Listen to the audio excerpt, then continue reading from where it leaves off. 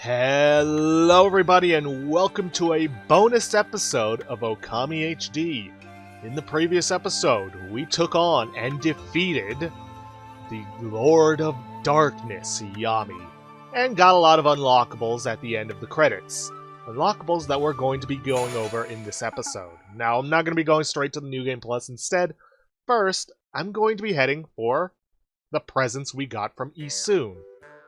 Bunch of art, concept art of characters that you can look through. A lot of beautiful stuff. Some of the original Amaterasu art. Let's see, if I recall correctly... Let's see.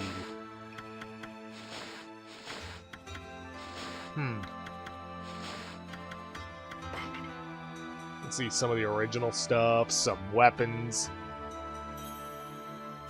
All sorts of pretty neat stuff. Then you got concept art of the monsters, some of the things we never actually saw. Environments. Oh, look at this. So beautiful. And a high-resolution bestiary. Basically, better viewing than what we got in, I think, in-game, if you ever want to see the full scroll. We also have music that allows us to listen to, well, pretty much anything from any point. Not going to go through all of this, but hey. We also got Video Treasure Chest, which allows you to see some internal stuff. Like some original ideas, because, well, originally Okami was going to have a very different art style. Meant to look more realistic and less stylized. And if I'm being perfectly honest, I'm glad they went with the stylized appearance. I mean, don't get me wrong, realistic graphics can be impressive when they first come out, but they don't age well. A perfect example of that would be Oblivion. I'm sure at the time when it came out, it was graphically impressive. But as time has gone on, it just doesn't look as good as, well, games today. It really doesn't. Whereas stylized games can actually last for a really, really long time and still look good. Okami itself is a perfect example. Heck, I believe this first came out on the PlayStation 2 in what? 2006 or so? And it still looks beautiful today. I mean, yeah, granted, it got an HD makeover, but still, it still looks good. And here you can see some of the original concepts for enemies. And attacks. Dang. Would have loved to have that in the game. But whatever. Yeah, don't get me wrong. Like I said, I do like realistic, but stylized just ages way better, in my personal opinion. And then you got an Okami Demon Gallery scroll, which I believe is actually new to Okami HD. You can just look through the entire scroll, see all the enemies. You can also change the display. If you hear an odd voice out of nowhere, you might be hearing things. If said voice is overheard, then it is a blue imp with a kite attached to its back. Flies around raining insults and dirty things on its poor targets. And yeah, you can basically get the bestiary entries for all the different enemies. But that's it for the presents from Isun. Now, I will see you guys beyond the intro cinematics to see what we get in New Game Plus. See ya then. Okay then, here we are, within, well, Cave of Nagi area. Now, a lot of stuff does carry over from your previous game into New Game Plus, but also a lot of stuff doesn't. As you can see, we don't have our full health. That is because any Sun Fragment-based things don't carry over, but you still get to keep all your health you gain from praise upgrades.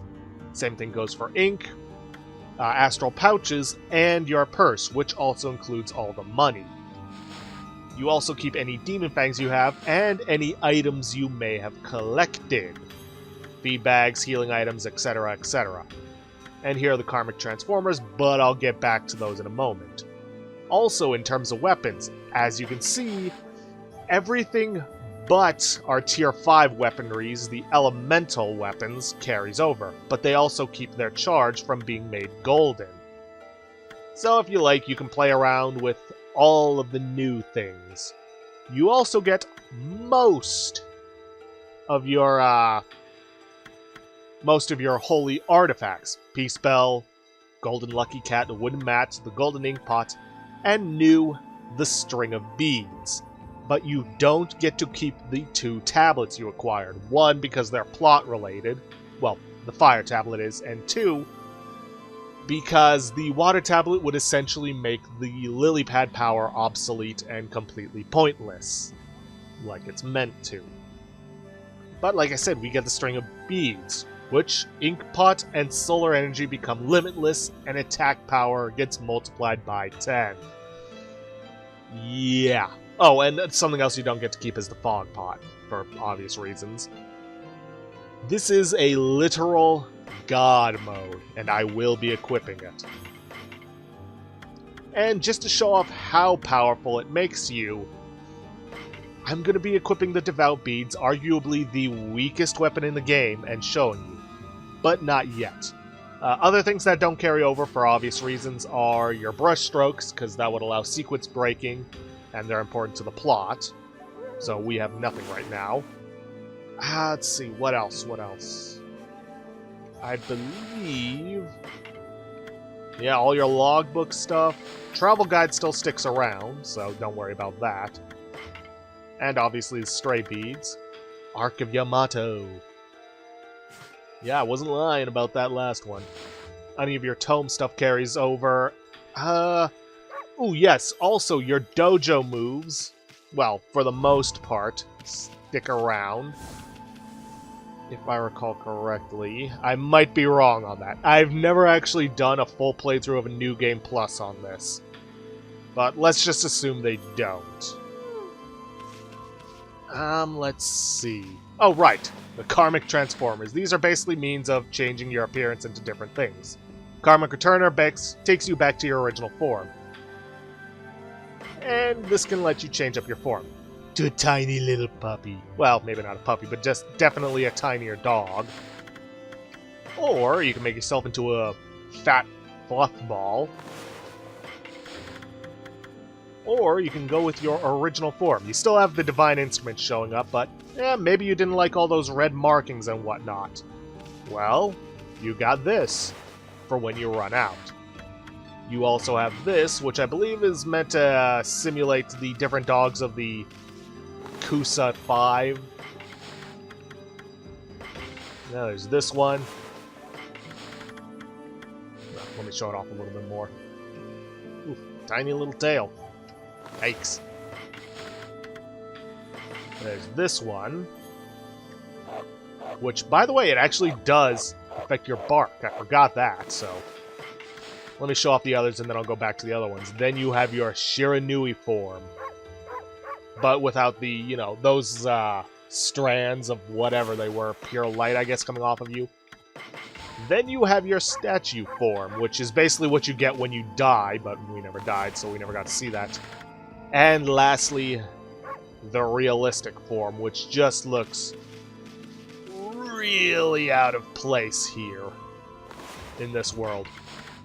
And let me show off the other barks.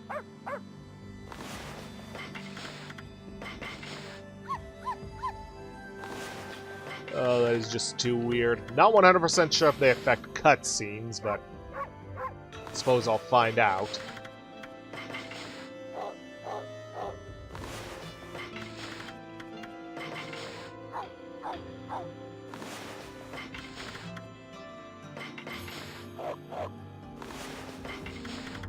But I think I'll stick with the Shiranui form. It just looks the most impressive to me. But I want to show off just how powerful the Stray Beads make you, because, well, here's the thing. Even powered up, these Devout Beads would never kill even a green imp in one hit. I'm going to show you just how different that is. So I will see you guys once we get into our first fight. So just popping in real quick to show you guys that yes, the Karmic Transformers do affect your appearance in cutscenes, though they don't affect your Divine Instrument. Just thought I'd show that off. Okay then, we just got Power Slash back and we're on our way to our first fight. And I thought I'd first just show you how much damage I would normally be doing without the Stray Beads.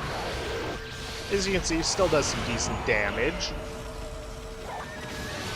And I don't have my dodge, so I'm guessing most, if not all, the dojo moves don't carry over. Oh well. Some of them are fairly obvious, like the double jump. I don't know. I'll look it up, and I'll probably put some text on back when I was talking about those. Just to tell you guys. And now, with the String of Beads equipped, if we get to the next fight, which should be soon... Come on. I'll show you just how powerful the String of Beads makes us. Boom. Look at that. Down in one shot with the weakest weapon in the game. That's just how powerful the String of Beads makes you.